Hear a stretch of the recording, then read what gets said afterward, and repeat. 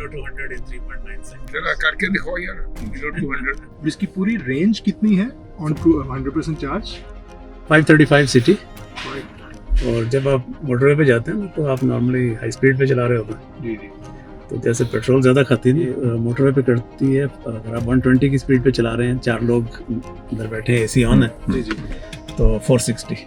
Seat पे बच्चा बैठा हो और आप गाड़ी ऑफ कर दें तो टेल्स यू कि पीछे बच्चा बैठा हुआ, तो don't leave him alone. Camera है और ये कैमरा है। अच्छा, ये भी कैमरा है, ये भी कैमरा है साइडों पे, ये कैमरा है। और जो रेडार आपने कहा वो कहाँ पे है?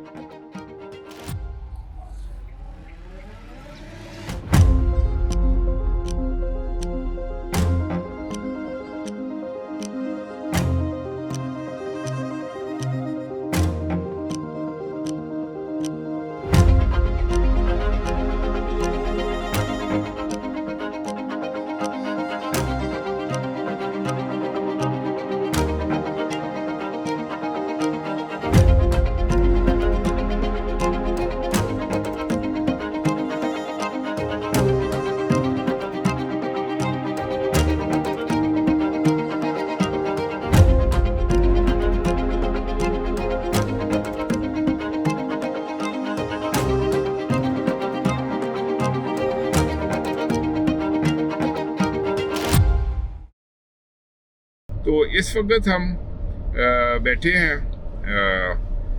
शिपेंग SUV में, और थोड़ी सी हम इसके ऊपर बात करते हैं। मेरे साथ आमिर हुसैन साहब हैं और माशाल्लाह ये इनकी गाड़ी है और ये चला भी रहे हैं, तो मैं थोड़ा सा इनसे सवाल पूछूंगा। तो आमिर साहब, आप थोड़ा सा हमें बताएं इस गाड़ी के बारे में। जी, इसका जो नाम एक्सटेंग है, जो ओनर है उसका नाम शाओपेंग है, जिसके नाम पे ये कंपनी बनी है। और जैसे आपने फरमाया कि 109 कंपनीज हैं और मुख्तलिफ लेवल में वो कर रहे हैं, तो ये जो लेवल्स डिफाइन हुए हैं, प्रीमियम, सेमी प्रीमियम या मेन स्ट्रीम या सेमी मेन स्ट्रीम, क्योंकि पाकिस्तान जो है वो वैसे तो मेन स्ट्रीम की मार्केट है और लिमिटेड मार्केट है प्रीमियम गाड़ियों की भी। ये जो अब हम बात करते हैं मेन स्ट्रीम और प्रीमियम, वो सिर्फ पहले तो सिर्फ ये बोला जाता था जो कंफर्ट के हिसाब से प्रीमियम या इंटीरियर जो मटेरियल्स यूज़ हुए हैं उसके हिसाब से प्रीमियम। लेकिन अब जो प्रीमियम का लफ्ज़ इस्तेमाल होता है गाड़ियों के लिए स्पेशली, वो एक्सटेंड करता है टेक्नोलॉजी को, वो एक्सटेंड करता है इंजीनियरिंग को। तो जब आप प्रीमियम गाड़ी की बात करेंगे तो it will have premium ADAS control, it will have premium mechanical engineering incorporated, it will have premium materials incorporated, or on top of everything premium software, which means the software तो कुछ गाड़ियाँ हैं जो जिनकी ADAS बड़ी भयानक किस्म की शदीद ब्रेकिंग करते हैं अगर सामने गाड़ी आ जाए, और कुछ हैं जो कैलकुलेटिव ब्रेकिंग करते हैं ताकि आपको डिस्कम्फर्ट ना हो। बहुत शुक्रिया। ऐसे मैं आपसे 2-4 चीज़ें, जैसे आपने कहा ना प्रीमियम इंजीनियरिंग, तो प्रीमियम इंजीनियरिंग से स्टार्ट करते हैं कि इंजीनियरिंग में बहुत सी चीज़ें आ जाती हैं। आप ज़रा इस बॉडी के स्ट्रक्चर के बारे में बताएं कि जो मैंने टेस्ला स्टेप डाउन सारी देखी है, उसके नीचे जो फ्लोर है वो एल्युमिनियम का है, लेकिन जनरली जो गाड़ियाँ आ रही हैं वो स्टील शीट का होता है। तो यहाँ पे फ्लोर कैसा है? इसमें सर एल्युमिनियम डाई कास्टिंग है। इसके 2 वेरिएंट्स हम लोग लॉन्च कर रहे हैं, G6 और X9। तो यहाँ तक भी है कि single platform aluminium die casted भी अवेलेबल है, जो कि ना सिर्फ टॉर्शनल स्ट्रेंथ बढ़ाता है, तो भाई 85% स्ट्रेंथ बढ़ जाती है जी, लेकिन उससे बढ़ के ये है कि वाइब्रेशन नहीं है, नंबर ऑफ कंपोनेंट्स नहीं है। ओवर द टाइम जब वो मुख्तलिफ रोड कंडीशंस में चलती है तो उसके अंदर जो मुख्तलिफ सस्पेंशन में या वजन डेवलप होने के चांसेस हैं वो कम है, क्रैश रेजिस्टेंस ज़्यादा हो जाती है। तो ये जो एल्युमिनियम बॉडी नीचे फ्लोर है, इसकी भी टेस्ला की तरह वो बैटरी नीचे फ्लोर में लगी हुई है जी, वो सीट्स के नीचे जो एरिया है उसके अंदर लगती है जी, एक्सटर्नल होती है, एक्सटर्नल फिजिकली जी, disconnected from the interior cabin. Interior cabin, यानी कि वो बाहर बैटरी ड्रॉ आउट कर सकते हैं खोल के साइड पे, नहीं नीचे की तरफ जा सकते नीचे हैं। की तरफ जा सकते हैं। अच्छा, और सिमिलरली जो ड्राइव ट्रेन है इसकी जो वो ड्राइव ट्रेन है वो पीछे रियर एक्सल पे ड्राइव ट्रेन हो। दो वेरिएंट्स हैं सर, जी। एक है जिसमें के दो मोटर्स हैं, जी उसका 375 किलोवाट उसकी टोटल पावर है, जी और दूसरी जो है उसकी 280 किलोवाट पावर है, जो कि 258 किलोवाट पावर है, जी 440 न्यूटन्स टॉर्क देती है आपको। जी वो रियर व्हील ड्राइव है, और ऑल व्हील ड्राइव जो है उसमें ज़ाहिर है चारों पे मोटर्स लगे हैं। उसका टॉर्क 660 न्यूटन है, और that can do 0 to 100 in 3.9 seconds। जरा करके दिखाओ यार 0 to 100 थोड़ा सा इसको बताएं। नहीं, 0 तो छोड़ दें आप, ऐसे ही इसको एक्सेलरेट कर। Let's put it in sports mode। ऐसे चंद सेकंड के लिए, ताकि हम कानून भी ना तोड़े। नहीं, कानून नहीं तोड़ेंगे। 0 to 100 में जो है वो कानून नहीं टूटता, एक्सेलरेशन पे पाबंदी नहीं है। ये इसका 0 to 100 है, हाँ। चूँकि हम जो वेरिएंट चला रहे हैं ये रियर व्हील ड्राइव है। अच्छा इसका 0 to 100 है 6.2 सेकंड, जी और इसकी जो परफॉर्मेंस वेरिएंट है जी, उसका 0 to 100 है 3.9 सेकंड, 3.9 सेकंड। जबरदस्त, क्या बात, बंदा एकदम चाको चौबंद हो जाता है। अच्छा, तो ये तो बॉडी के उसके बारे में और इंजन और जो ट्रैक्शन की बात की आपने, और बाकी जो इंजीनियरिंग है, जैसे आपने बताया कि इसमें 6 रेडार्स हैं। जी, इसमें टोटल 12 रेडार्स हैं। 12 रेडार्स हैं, सॉरी। हाँ 3 उसमें से मिलीमीटर रेडार कहते हैं उसको, जी जो कि तकरीबन 1.8 टाइम्स फुटबॉल फील्ड को देख सकते हैं।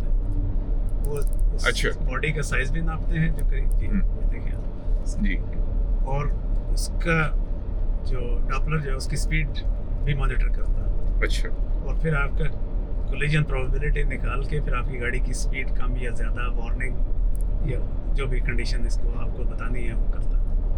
तो यानी वो आर्टिफिशियल इंटेलिजेंस और सेंसिंग टेक्नोलॉजी और सारी चीज़ें वो एक जगह पे मर्ज हो गई हैं, और एक किस्म की, जैसे कहते हैं ना, प्रिडिक्टिव कोलिजन कंट्रोल करती जी है। बिल्कुल। अच्छा, तो ये सेफ्टी फीचर एक आ गया है। It's most safest car at present.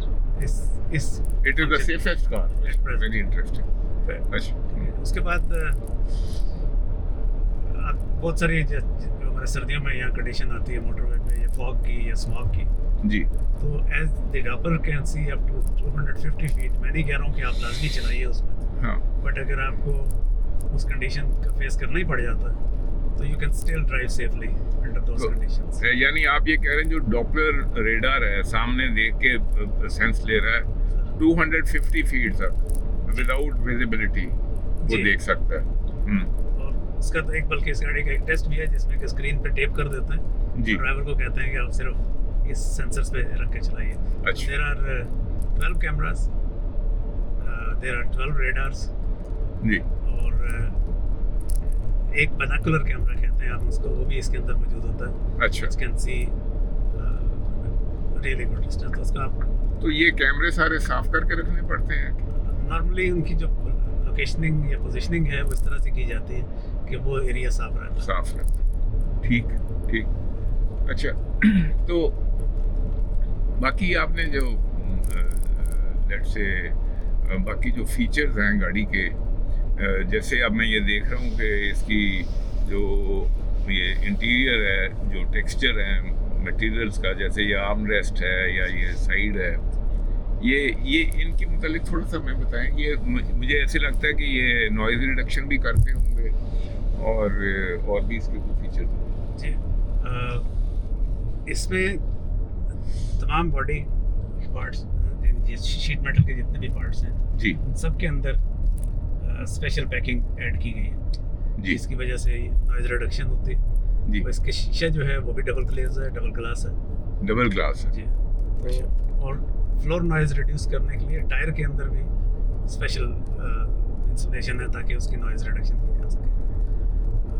ये जबरदस्त। सारा जो इंटीरियर आप देख रहे थे ये जी। सारा नेपा लेदर है जी नेपा के बारे में आप जानते होंगे, ये छोटे जानवर का लेदर होता है और उसके वजह से इसमें स्मेल और स्वेटिंग का कॉन्सेप्ट का, लेकिन फील जो है जी। That is a premium. बहुत अच्छी फील है। अब जो एक्सपेंसिव गाड़ियों में मैंने देखा है, यूरोपियन गाड़ियों में, रोल रॉयस वगैरह में ये देखा है, उसके अंदर जैसा वैसी फील आती है। इसी तरह ये अल्कंटारा है, स्वेड है, जी इसकी फील भी बिल्कुल डिफरेंट है। और ये चीज़ें अगर आप यूरोपियन प्रीमियम मैन्युफैक्चरर से एडिशन मांगते हैं अपनी गाड़ी में ऑर्डर करते हुए, तो चार्ज यू 5-6 लाख रुपया सिर्फ इन चीज़ों का। अच्छा, ये जो आपके ऊपर ये जो स्क्रीन है, अपना जो रूफ है, ये सारी की सारी ऊपर सामने से पीछे तक शीशे की है, जी तो ये इसके साथ गर्मियों में क्या होगा? नहीं सर, ये इसकी 97% 99% ये रोकती है हीट और इंफ्रारेड को, ये अल्ट्रावायलेट। बिकॉज डबल ग्लेजिंग या कोई मटेरियल में चीज? इसमें जी इसको there is a special coating on top of it, silver coating होती है। जी वो अगर आपने फ्रांस का क्यूब अगर विजिट किया हो जी। तो उस क्यूब के अंदर ये जो ग्लास की कोटिंग हुई है वो एग्जैक्टली वही कोटिंग है। ये वैसी कोटिंग है जैसे ये जेट फाइटर्स की कैनोपी के ऊपर, या वो जो खास तौर पे जो पायलट्स के सामने जो स्क्रीन होता है ना उनकी हेलमेट के सामने, वाइजर जो होता है, जी जी वो उसके ऊपर इस किस्म की कोई हाँ कोटिंग? जी, उसमें थोड़ा सा एडिशनल कोटिंग और होती है। हाँ, वो तो अल्ट्रा वायलेट और दूसरे के लिए भी होगी। तो यानी कि इसने आपकी जो अंदर जो हीट है उसको इंक्रीज नहीं करना? नहीं सर, अच्छा लेकिन गिविंग यू पैनोरामिक व्यू जी, फॉर एवरीवन। For everyone. हाँ, माशाल्लाह, तो वेरी इंटरेस्टिंग जी। तो ये जो स्क्रीन है सामने, इसके क्या क्या फीचर्स हैं? सर इसमें इसके दो पर्पस हैं। एक तो नेचुरली इंफॉर्मेशन देना और आपको अपने कॉन्फ़िगरेशन के लिए हेल्प करना, जी जो भी आप करना चाहें, किस मोड में चलाना है आपको, लाइट्स के एडजस्ट। हाँ, ये व्हीकल मोड है, विंडोज़ और डोर के लिए आपने उसकी सेटिंग कैसे करनी है, लाइट्स की सेटिंग, सीट्स की सेटिंग। ये जिस सीट पे मैं बैठा हूँ, ये इसके ऊपर तो आपने मेरे ख्याल में वो कोई ऑन किया हुआ है, मसाजर ऑन किया हुआ है, क्योंकि पीछे से मुझे बड़ी अच्छी ये फीलिंग दे रही है। जी, there are 5 different types of massaging. अच्छा, 5 किस्म की मसाज है, क्योंकि मैं देख रहा हूँ कि बड़ा मुझे बड़ी उसकी सूदिंग फीलिंग हो रही है। स्ट्रेस रिलीविंग है, फिजिकल रिकवरी है, लॉन्ग हॉल रिलैक्सेशन अच्छा। है। तो ये जो है रियल टाइम एसआर असिस्ट, ये क्या चीज़ है? ये सर अभी हम इसको अच्छा। मैं डर लेता हूँ तो मैं आपको दिखाता हूँ कि इस you can drive it almost self driving इसके अंदर मुमकिन है। आल्दो उसके लिए 5G की रिक्वायरमेंट होती है जी जो कि अब बड़ी जल्दी अवेलेबल होगा यहाँ पे। तो अगर 5G अवेलेबल हो तो मैप्स की असिस्टेंस से ये फौरी तौर पे काम करना शुरू कर देता है। आगे अच्छा। इधर से आ जाए। अब आपने हाथ छोड़े हुए हैं? जी, यू कैन पैर हाथ छोड़ दें, हाँ, इट विल मॉनिटर क्या स्पीड अलाउड है मुझे, आप उसको फॉलो कर सकते हैं, या अच्छा, आप क्रूज मोड में जो आप स्पीड इसको इजाज़त देंगे उस स्पीड पे चलेगा। ठीक। और नेचुरली जो अगली गाड़ी अगर जैम है, ट्रैफिक जैम है, तो उसके मुताबिक उसकी स्पीड ये खुद ही अपने आप को एडजस्ट करेगी उसके बारे में। It will monitor signals as well, red है या ग्रीन है। जी, अगर अगली गाड़ी चल पड़ती है तो ये भी खुद ब खुद चल पड़ेगी, वो रुक जाती है तो ये भी रुक जाएगी। अभी हल्की हल्की बेल दे रहा है, ये क्यों दे रहा है? ये मुझे कह रहा है कि आपने हाथ बहुत देर से हटाए हुए हैं, अच्छा, तो ये कंडक्टिव जी। टच होता है। अगर जी। ये हम बहुत देर हटा के रखें तो ये इस मोड से निकल आएगा। ठीक। तो वही जैसे मैं अर्ज कर रहा था कि हम इवन टेस्ला में भी they don't recommend you to take your hands Hands off the wheel all the time. And मतलब बंदा वैसे भी बैठा बैठा सो ही ना जाए ना कि बिल्कुल कोई अनहोना काम हो जाए फिर। अच्छा, दूसरा हम इसलिए भी रिकमेंड करते हैं कि कुछ इस मुल्क की कंडीशन जो है वो चेंज होती रहती हैं। जी, जहाँ पे रिपेयर वर्क होता है वहाँ नॉर्मली इमीडिएटली लेन या लाइंस की जो हाँ, वो नज़र नहीं आती। नहीं आती तो हाँ, कई दफ़ा नेविगेशन भी काम नहीं करती। Very right, sir. हाँ, तो मैं एक दफ़ा ऑस्ट्रेलिया ड्राइव कर रहा था, तो नेविगेशन के साथ तो वो आगे कोई रोड वर्क्स हो रहे थे, वो नेविगेशन फेल हो गई वहाँ पे। अब ये देखें ना यहाँ पे लेन कंट्रोल में तो ये पैच वर्क हुआ है जी लेकिन लाइन ये, गायब है। आ, अच्छा, इसकी खूबसूरती ये है सॉफ्टवेयर की, वही जब मैं क्वालिटी लेवल की बात कर रहा था, तो इट विल ड्रॉ अपनी लाइन खुद, हाँ, वर्चुअल लाइन एक बना दी उसने क्या आपने यहाँ सीधा रखना है इसको। ठीक। अब ये देखिए बड़ा इंटरेस्टिंग है, जैसे मैं ये कह रहा हूँ कि आप हाथ ना हटाएं। हाँ ये टर्न है, ये हाँ। फॉलो कर रही है ऑटोमेटिकली। हम हाथ मूव भी कर देंगे, हाँ, ये फॉलो कर रही है। यानी कि कॉन्टूर को, सड़क के कॉन्टूर लेकिन को प्रॉब्लम ये है कि ये हाँ, लाइन खुद ही कर रहे हैं। हाँ, अब आगे यहाँ जाके ले आई हमारी, और ये लाइन खत्म हो गई। हाँ हाँ सही सही। ठीक है, तो ये तो इसको फॉलो करता हुआ बेचारा जा रहा है, उधर से वो उसको कह रहा है कि यहाँ से बाहर नहीं निकलना। ठीक है, there are अब two उसने different commands coming in। खुद ही उसको ये लेन चेंज भी ऑटोमेटिक हाँ, है इसमें। ये है आर्टिफिशियल इंटेलिजेंस और एआई जिसको आप कहते हैं, और बाकी जो रेडार और जो सीइंग टेक्नोलॉजीज हैं वो सारी मर्ज करके फिर आपके पास इतनी ऑटोमेशन आती है जिसके साथ ये अब ये गाड़ी इस तरीके से बिहेव कर रही है। It makes अच्छा। it safest to drive। ये बंद होता है डैशबोर्ड? जी ये बंद होता है यहाँ। अच्छा। उसके बाद there are different driving modes। We have one more thing here। This is X pedal। ये help करता है आपको, which means के one pedal। जी अच्छा You don't need to switch between brake and अच्छा accelerator अच्छा। too frequently।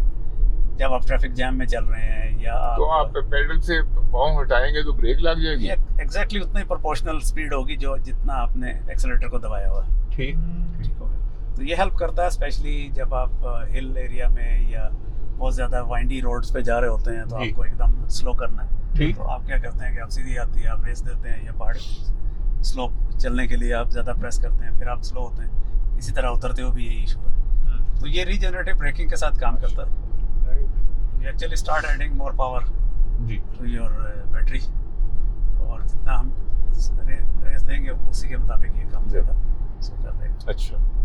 अब ये आप साथ सिंगल पेडल पे कर रहे हैं? जी ये सिंगल पेडल पे। लॉन्ग ड्राइव के लिए तो बहुत अच्छी चीज़ है। Very right. स्पेशली ऐसा जैसे अभी शाम को ट्रैफिक जाम आता है ना हमारे 0 जी। पॉइंट से लेके ये जी DHA वगैरह की साइड पे जाते हाँ हुए, जी तो बैक टू बैक आप चल रहे हैं, वहाँ आपको TGA भी असिस्ट करता है जो ऑटोमेटिकली ड्राइव करता है, और ये आपको हेल्प करता है, फटीग नहीं होने देता। जबरदस्त। You can adjust different regenerative levels on the braking, high, medium, low, depending on your road conditions. Even the power steering, this is in the light mode, which means I can move it with very, very small power। ठीक है, ये help करता है आपको city traffic में जब आप चला रहे हो जहाँ बहुत ज़्यादा मैनूवर करना है आपको, तो you put it in the light mode. और अगर आप हाई स्पीड मोटरवे पे आप उसको जरा स्ट्रॉन्ग कर लेंगे। वेरी राइट सर, नॉर्मल या हैवी कर ले। जब आपको हाई स्पीड पे चलाना है तो आप उसको कर लीजिए। सिमिलरली तो I can use different modes individual में, जो मेरी ड्राइविंग कंडीशन है, सपोर्ट में फास्ट एक्सेलरेशन है, कंफर्ट है, एंड देन एको मींस कि वो आइडियल परफॉर्मिंग मोड में चलेगा जिसमें मैक्सिमम डिस्टेंस आपको रेंज मिल जाएगी। ये फिर इसके अंदर there is a co-pilot driving जो भी हम यूज़ कर रहे थे। जी तो you can turn it on end of. जैसे मैंने अर्ज़ किया कि मैंने इसको ऑन कर दिया, अब आई डोंट हैव टू, तो मैं चाहूँ तो I can change my lane, other या स्पीड कम ज़्यादा करूँ, ये it will obey my instructions, लेकिन other than that it will remain under copilot. ठीक। तो वो इसको चलाता रहेगा। वो जो छोटा मॉनिटर है ये क्या कर रहा है? ये सर इसके जो आपकी स्पीड और अच्छा इमीडिएट जो चीज़ें ऑडोमीटर वगैरह सारा कुछ ये वो उधर है।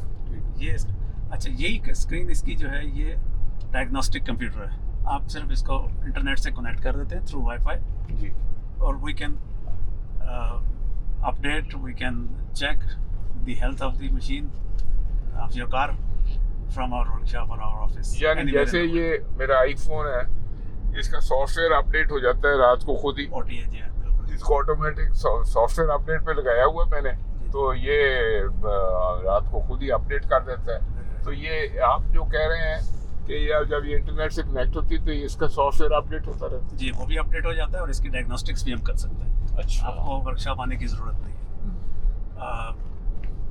इसकी हर व्हीकल जो एक्सपेंग बेचता है उसका ऑनलाइन रजिस्ट्रेशन होती है अच्छा कंपनी के साथ ही चाइना में, जी। और वही उसको एक्टिवेट करती है फॉर यूज़र।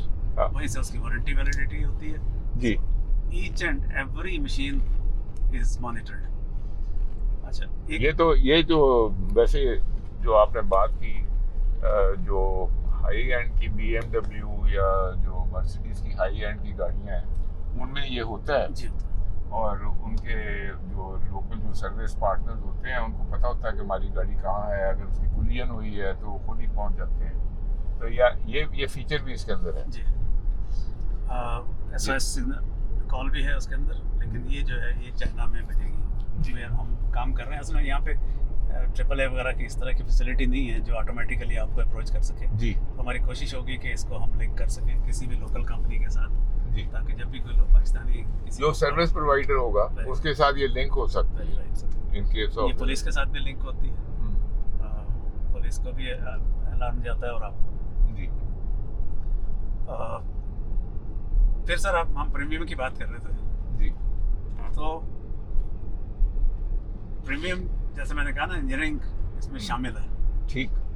तो आपके ख्याल में अभी तक जो गाड़ियाँ आपने एक्सपीरियंस की हैं माशाल्लाह, जी।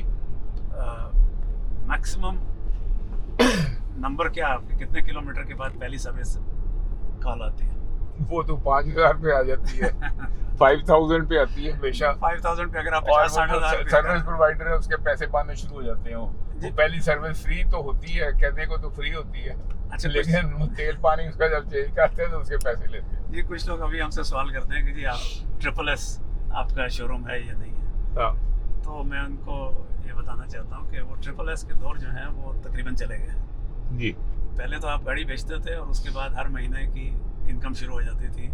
हाँ, वो एक्चुअली समझने वाली बात ये है ना कि जो उसमें जो मूविंग पार्ट्स है ना इंजन वाली कार में सर, वो मूविंग पार्ट्स उसमें बहुत ज़्यादा हैं और उसका जो पहला लुब्रिकेशन है वो वाकई शुरू में चेंज करने की ज़रूरत है, क्योंकि उसका तेल जो है ना, जब नई गाड़ी है तो पुर्जे आपस में जब रगड़ खाते हैं इंजन के अंदर तो वो तेल गंदा होना है, उसको दोबारा नया तेल डालना है, ये करना है। तो बहुत सी चीज़ें होती हैं। वो इलेक्ट्रिक कार में वैसे नॉर्मली वो चीज़ ख़त्म हो गई थी। जी। फिर भी इलेक्ट्रिक कार में जैसे लोगों को PHEV इसका वगैरह का शौक है, पिछले दिनों वो एक दो यूट्यूबर्स ने अपलोड भी किया हुआ था। PHEV की पहली सर्विस कॉल 5,000 पे आ जाती है और 65-70 हज़ार रुपये कॉस्ट करती है, तो 12-13 रुपये तो वही ऐड हो गए। हाँ, तो लेकिन EVs में भी जो है ना वो नॉर्मली 20,000-30,000 टिपिकल पहली सर्विस कॉल होती है। तो इस गाड़ी का जो बिल्ट लेवल है, क्वालिटी लेवल है, वो इतना अच्छा है कि इसकी पहली सर्विस कॉल रिक्वायरमेंट जो है वो 80,000 किलोमीटर है, वो which may not occur for the entire year. तो ठीक, आपकी जो 80,000 किलोमीटर चलाना एक साल में भी तो कमाने रखता है ना। जी, मेरा ख्याल कमर्शियल गाड़ी शायद 80,000 कमर्शियल गाड़ी चल सकती है, घरों की गाड़ी तो 10-15 हज़ार से 20,000 से ज़्यादा नहीं चलती। ऐसे ही बात। So this tells you the quality of the engineering ji, inducted in this machine, in this car. माशाल्लाह। That is why जो मैंने प्रीमियम का कहा था, तो हम प्रीमियम को नॉर्मली यही समझा जाता है कि बस सीटें अच्छी होंगी और इंटीरियर अच्छा होगा। आल्दो चूँकि मुख्तलिफ लोगों की मुख्तलिफ ड्राइविंग कंडीशंस होती हैं, पाकिस्तान की सड़कों की कंडीशन मुख्तलिफ हैं, तो हम रिकमेंड ये करते हैं कि आप हमसे कोई 20,000 25,000 के बाद एक आध दफ़ा चेक ज़रूर करवा लें। कोई बोल्ट नट बोल्ट कोई लूज़ है या सस्पेंशन में कोई आया तो वो आप चेक करवा लीजिए, लेकिन वो आपकी सारी जो है वो कोई कॉस्ट इन्वॉल्व नहीं होती उसमें, वो सारी फ्री होंगी आपकी सर्विसेज। ये जो अब कैमरा खुद ही ऑन हुआ है, it's because of proximity to this wall. नहीं सर, वो भी हो जाता है। अच्छा, लेकिन इस वक्त तो चूँकि मैंने इंडिकेटर दिया आई सी। राइट का, अच्छा, तो मुझे ये ठीक इमीडिएटली पीछे जो है ना वो आपका ब्लाइंड विंडो राइट। होती है। जी, जी।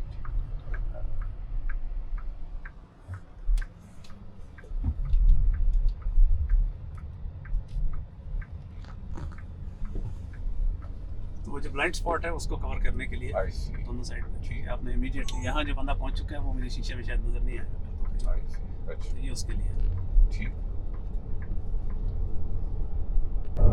फिर इसमें वॉइस कमांड है, 5 जोन वॉइस कमांड कहते हैं। So each passenger can use his own voice command to set up air conditioner, multimedia, whatever they want. अच्छा, इसमें पिछली सीट्स जो है ये भी मैं देख रहा हूँ कि लेग रूम भी बहुत एम्पल है, और वो भी रिक्लाइनर है। है जी, वो भी रिक्लाइनर है। वो भी रिक्लाइनर है। अच्छा, उसके अंदर भी अच्छा रियर सीट भी जो रिक्लाइन है, वेरी नाइस। ये जो ऑडियो है सर, मैं देख रहा हूँ यहाँ पे Audio दूसरी जगह पे स्पीकर यहाँ भी हैं और यहाँ भी है। इधर ये स्पीकर ये देखिए कितना बड़ा एस्थेटिकली यहाँ पे किया। तो ड्राइविंग स्पीकर सर, और जो सो इट हैज इतने 12 है या 18 है इसके स्पीकर से सर? अच्छा 18 स्पीकर है सर इसके। अच्छा, वो एक तो ये नीचे है ना, जी, और एक ये साइड पे यहाँ पे है, एक ये है, तो 3 तो ये हो गए, 3 उस साइड पे हो गए, 6 हो गए ऐसे ही। फिर एक इसमें एक और बड़ा इंटरेस्टिंग है कि ये जो ड्राइवर का हेडरेस्ट है ना, इसके अंदर इसके प्राइवेट स्पीकर्स हैं। अच्छा विच मीन्स कि अगर आपका ड्राइवर चला रहा है और आप शॉफर ड्रिवन कार यूज़ कर रहे हैं, जी, तो वो जो उसकी कम्युनिकेशन है वो आपको डिस्टर्ब नहीं करेगी। अच्छा और अगर आप चला रहे हैं और बाकी लोगों से प्राइवेसी रखना चाहते हैं तो वो भी आपके फ़ोन की आवाज़ सिर्फ आप तक महदूद है। ठीक। ठीक है, वरना पूरी कार में उसकी आवाज़ गूंजती है। तो यू कैन एडजस्ट इट कि ये आपने क्या करना है। बहुत काफी फीचर्स हैं। सिमिलरली नेविगेशन की आवाज़ जो है वो काफ़ी अनोइंग होती है क्योंकि जी। वो पूरी कार में गूंज रही होती जी, है। तो इसमें भी वो you can put that navigation sound in your headrest speakers only. अच्छा, हेडरेस्ट के स्पीकर्स हैं इसके अंदर स्पीकर। अच्छा। वो हम अगर अभी इसको आपको करवाते हैं इसको।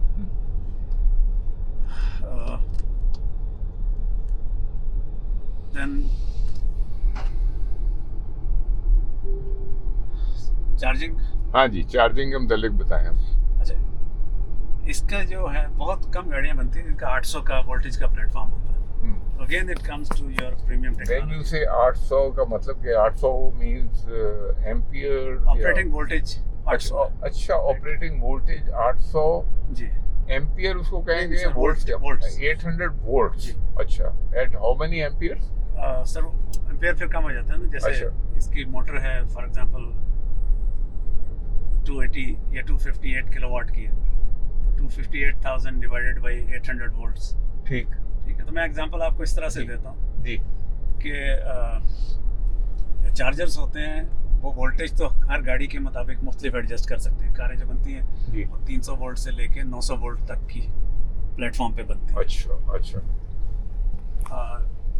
चार्जिंग स्पीड डिपेंडेंट होती है एम्पेयर की, ठीक तो वो लिमिट हो जाता है। मतलब एक चार्जिंग गन है जिसकी लिमिट ही 200 एम्पेयर है, जी। तो अगर आप 400 वोल्ट की गाड़ी वहाँ से चार्ज कर रहे होंगे तो irrespective of the charging capacities वो 80 किलोवाट से ज़्यादा करंट ही फ्लो नहीं कर सकता, ठीक। पावर नहीं जा सकता।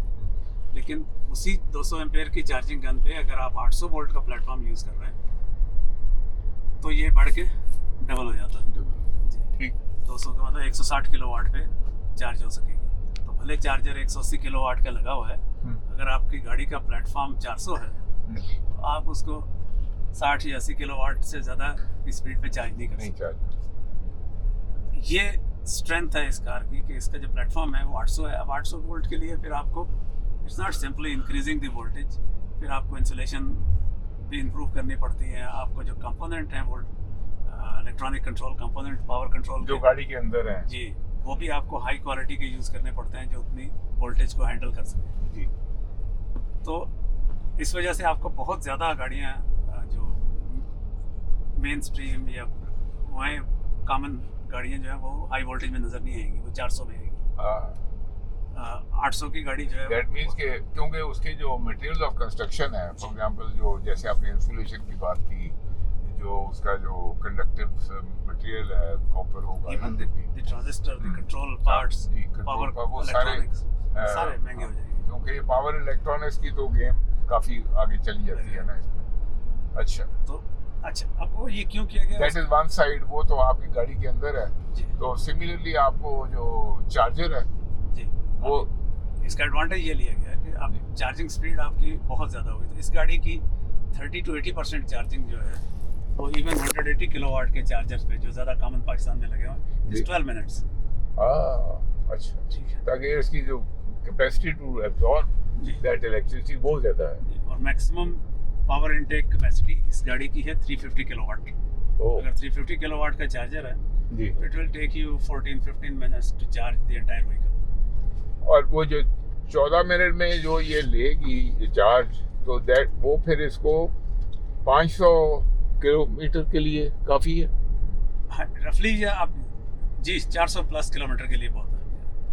हाईवे की बात करें तो 460 के लिए। यानी कि अगर आप फॉर एग्जांपल भेरा जाके रुके हैं और आप वहाँ पे चार्जिंग पे 15 मिनट में ये चार्ज हो गई, जब तक आपने कॉफ़ी की पहली पी तो गाड़ी 12 मिनट में आप दोबारा 80% पे होते हैं। जहाँ से हम भेरा पहुँचते हैं टिपिकली हम होते हैं 52, 53, 54%। जी। और अगर आप 5 मिनट की भी ब्रेक ले लेते हैं तो 80% भी आप पहुँच जाते हैं। 30% मैंने इस चीज़ को एक्सपीरियंस नहीं किया, मैं इसलिए आपसे पूछ रहा हूँ सर। कि अब जब आपने भेरा पे इसमें बिजली ली उनसे, इसको चार्जिंग करवाई, तो वो प्राइसिंग कैसे होती है? अच्छा वो मतलब प्राइसिंग पेट्रोल पंप पे तो पता नहीं इतने रुपए लीटर आजकल महंगा हो गया है, तो वो वहाँ पे आपके कैसे चार्जेस कैसे होते हैं? प्राइसिंग का जी अभी चूंकि बिल्कुल नहीं है, लोगों को अंदाज़ा नहीं है, कुछ लोगों को उससे रिएक्ट करते हैं जी। जो आपको एक यूनिट बिजली मिल रही है, अब 80 किलोवाट बैटरी को चार्ज करने के लिए चार्जर की अपनी कन्वर्जन एफिशिएंसी भी है ना। उसने एसी लेनी है 440 पे, बिल्कुल, उसको बढ़ाना है, फिर डीसी में कन्वर्ट करना है, अंदर उसके लॉसेस होते हैं। राइट, ट्रांसमिशन तारों के लॉसेस हैं, गन के लॉसेस हैं। जी। तो अगर 80 की बैटरी है तो आप अंदाजन रूल ऑफ थंब में ले लीजिए कि 10% वो नॉर्मली 95-96% पे काम करते हैं अच्छे चार्जर्स। 800 वोल्ट पे करेंगे तो एफिशिएंसी 95-96 मिल जाएगी, लेकिन वही अगर आप 400 पे कर रहे होंगे तो शायद आपको 90-91 मिलेगी। ठीक। तो 80 किलोवाट अगर आपकी बैटरी है तो हो सकता है कि चार्जर आपको 90 किलोवाट यूनिट 90 यूनिट दे रहा हो। अच्छा। यानी खर्च कर रहा हो, तो वो जो 10 उसने खर्च करने हैं in shape of heat, in shape of loss, जी, वो भी तो उसने आपसे चार्ज करने हैं ना, क्योंकि वापडा से तो 90 के बिल कर रहा है। ऐसी this is one part of it. जी। दूसरा ये है कि बहुत सारी जगहों पे लोड शेडिंग कॉमन है, जहाँ वो डीजल जनरेटर के साथ सप्लीमेंट कर रहा है। यानी जब बिजली चली जाती है तो वो आपको डीजल की कॉस्ट उसको जो है 250-300 रुपये यूनिट पड़ रही होती है। उसके दो हाल हैं, या तो जब बिजली बंद है तो उस गाड़ी वाले से वो 300 रुपये यूनिट चार्ज करे जी, और बाकी लोगों से 100 रुपये ले जब बिजली आ रही है जी। लेकिन अगर नहीं है ऐसा तो बेहतरीन हाल ये है कि एवरेज कर ले।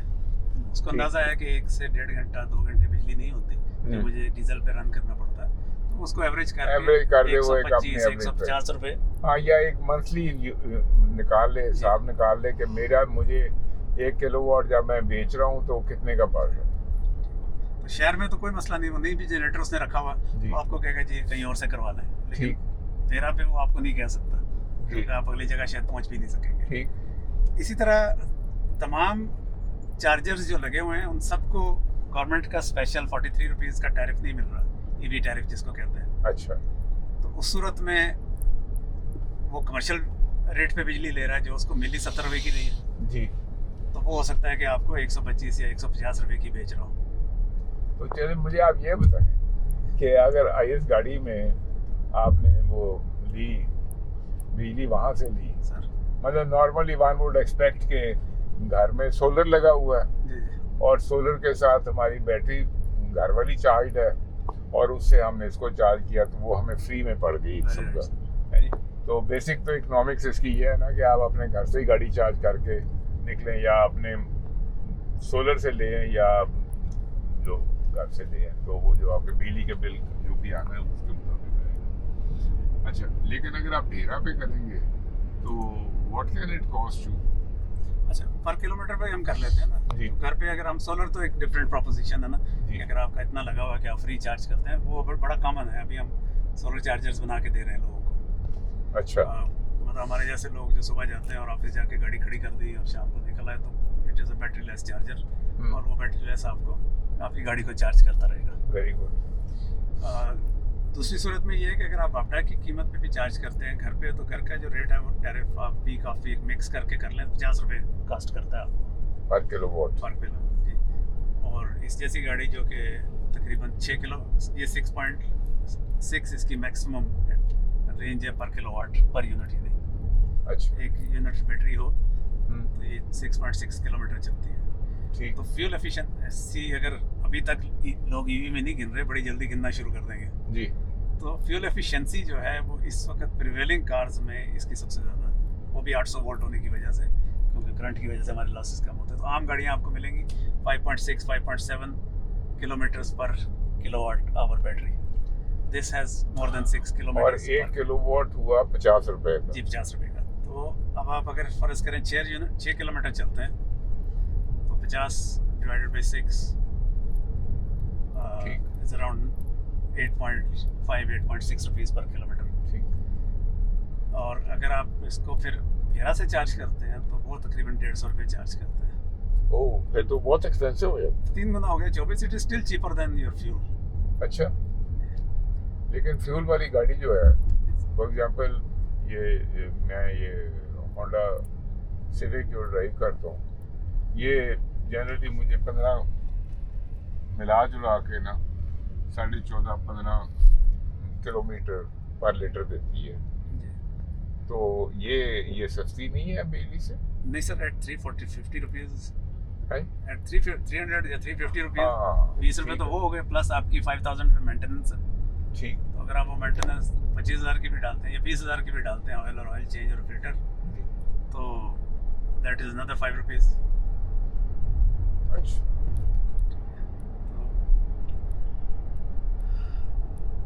यहाँ वो आप समझें कि 150 उतनी माइलेज आपको मिलेगी 150 में, और पेट्रोल में वो मिली 350 में। अच्छा, वो तकरीबन डबल हो जाती है। वाइब्रोमीटर। ठीक है सर। अच्छा, अब आप हमें ये दिखाने लगे हैं कि इसकी जो बॉडी वाइब्रेशन है, फ्लश सस्पेंशन, वो सस्पेंशन कैसा बिहेव कर रहा है। क्या बात है। ये जो मैं बात कर रहा था, टेक्नोलॉजीज कन्वर्ज कर रही हैं, इसके ऊपर कभी मतलब गौर ही नहीं करता कि कार मैन्युफैक्चरर जो है वो वाइब्रेशन के ऊपर कितना काम करते हैं। अब जैसे आमिर साहब ने बताया ना कि जो टायर्स हैं वो भी स्पेशली उसके अंदर भी उसको किया है, फिर उसके जो शॉक एब्जॉर्बर का सिस्टम है उसको भी चेक किया है, फिर बॉडी के अंदर बाकी बहुत से और फीचर्स हैं, जैसे एल्युमिनियम का नीचे बेस है, ये सब चीज़ें मिल के जाती हैं। तो अब ये वाइब्रेशन जो है ये हमारी ये किस में, ये 4.9 ये जिसे हम डेसिबल्स कहते हैं, इसको क्या कहते हैं? मैं सर आपको बताता हूँ इसका सारा तस्वीर।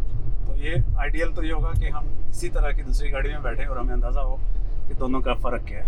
जी, ठीक है, लेकिन नेचुरली वो अभी पूरी तौर पर मुमकिन नहीं है, बट आई शो इसके ये दूसरा जो है वो एक चीज़ मैं और आपको दिखाना चाहूँगा यहाँ पे। ये अब आप हमें नॉइज लेवल जो गाड़ी के बाहर इस वक्त तो शीशे खोले हुए हैं, जी तो इसके मुताबिक इस वक्त नॉइज लेवल आ रहा है ये डेसिबल्स में 86, 76, 83, 89, जैसे कोई गाड़ी पास से गुजरी है। अब हम शीशे बंद करते हैं और आप गाड़ी चलाएं, फिर हम बोलते नहीं हैं, आप देखें बताएं क्या नॉइज लेवल क्या आ रहा है।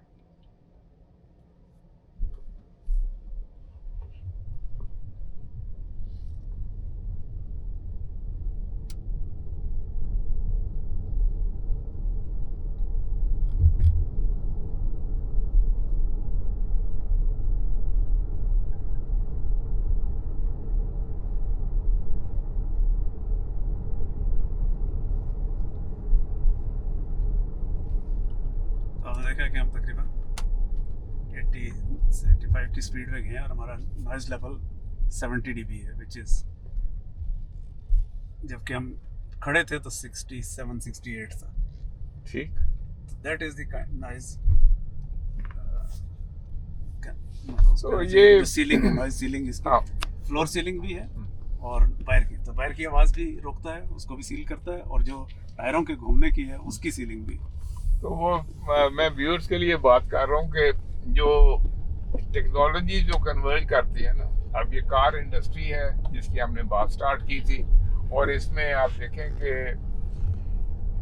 रेडार टेक्नोलॉजी भी आ गई है, आर्टिफिशियल इंटेलिजेंस भी आ गई है। अब ये इन्होंने वाइब्रेशन कंट्रोल और उसके लिए वाइब्रेशन मीटर भी ऑन करके दिखाया, और ऐसे ही जो नॉइज लेवल है गाड़ी के अंदर वो भी आप देखें कि किस तरीके से गाड़ी के अंदर बहुत से जो फीचर्स हैं they are leading to something कि भाई वो उसके साथ नॉइज लेवल कम हो। जब नॉइज लेवल और वाइब्रेशन कम होती है तो पैसेंजर कंफर्ट बढ़ जाती है, और जब वो पैसेंजर कंफर्ट बढ़ती है तो उसके साथ ऑब्वियसली आपकी वो सोच पे भी अंदर असरअंदाज होती है, आपकी उस पे फटीग पे भी असरअंदाज होती है, मैनी फीचर्स। लेकिन ये आप देखें कि किस तरीके से मुख्तलिफ टेक्नोलॉजीज कन्वर्ज करती हैं इनटू ए हाई क्लास कार, और जिस वक्त कार की कीमत कम करनी होती है तो उसमें से ये बहुत से फीचर जो हैं इनको रिड्यूस कर देंगे। हर फीचर की एक अपनी कॉस्ट भी है, टेक्नोलॉजी को एक्वायर करने की भी कॉस्ट है, उसको अडॉप्ट करने की भी कॉस्ट है, और उसके बाद उसके मुताबिक के इंस्ट्रूमेंट्स उसके अंदर लगाने, उसके मुताबिक की मशीनरी उसमें लगाने, उसकी भी एक कॉस्ट है।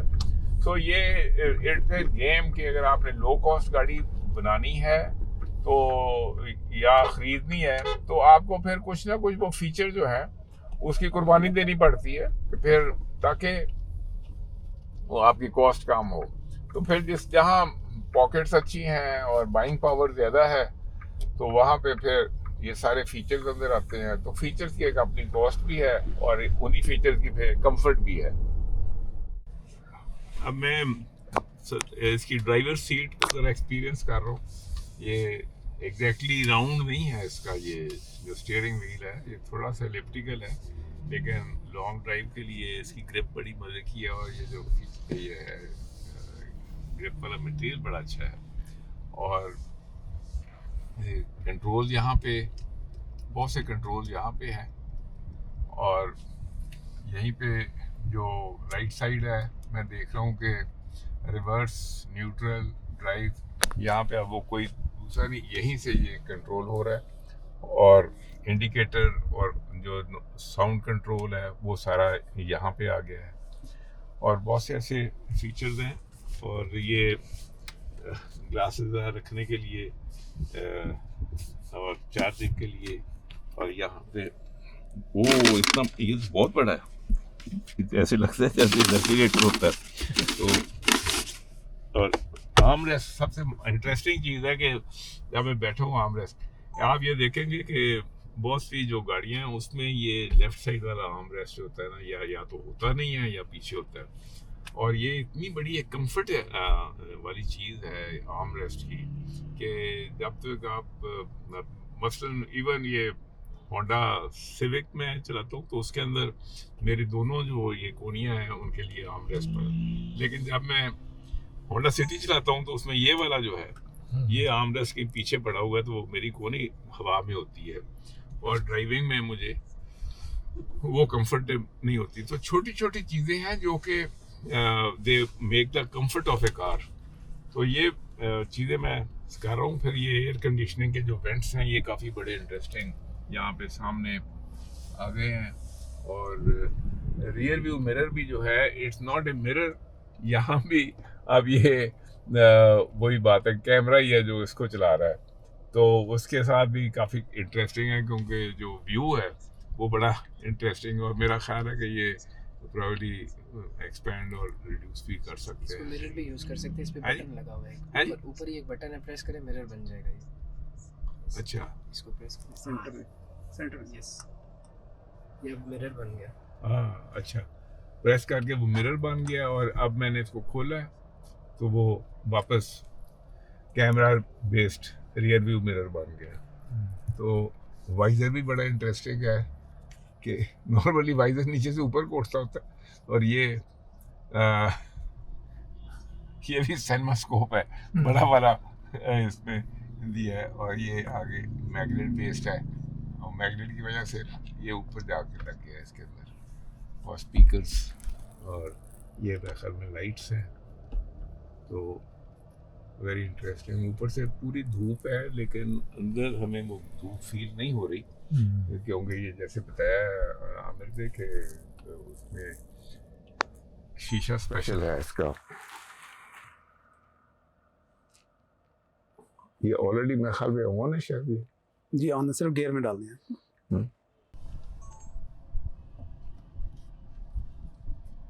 अब मैंने इसको ड्राइव में डाला और नॉइजलेसली जैसे इलेक्ट्रिक कार चलती हैं, तो ये just to give you a feel कि किस तरीके से ना ये इसकी पिक कितनी जबरदस्त वेरी नाइस।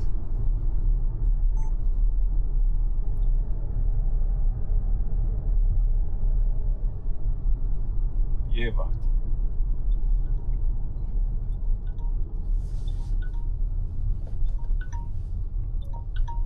अभी मैं 2 पैडल ड्राइविंग में ही हूँ, क्योंकि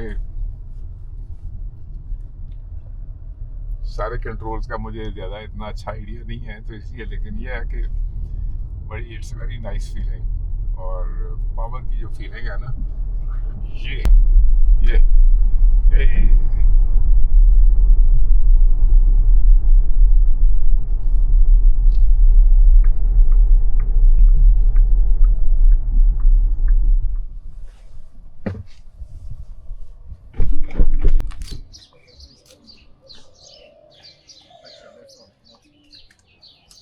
पिछली सीट पे बच्चा बैठा हो और आप गाड़ी ऑफ कर दें तो टेल्स यू कि पीछे बच्चा बैठा हुआ है, तो वो डोंट लीव हिम अलोन।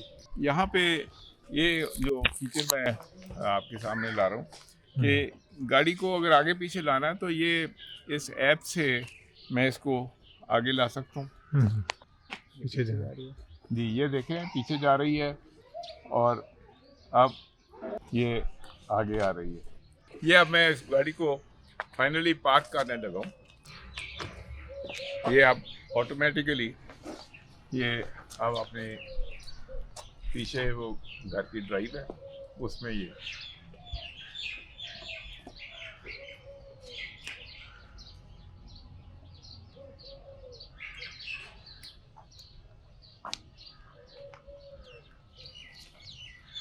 वो स्टीयरिंग खुद ही घूम रहा है और खुद ही वो अपनी जगह उसने देख ली है।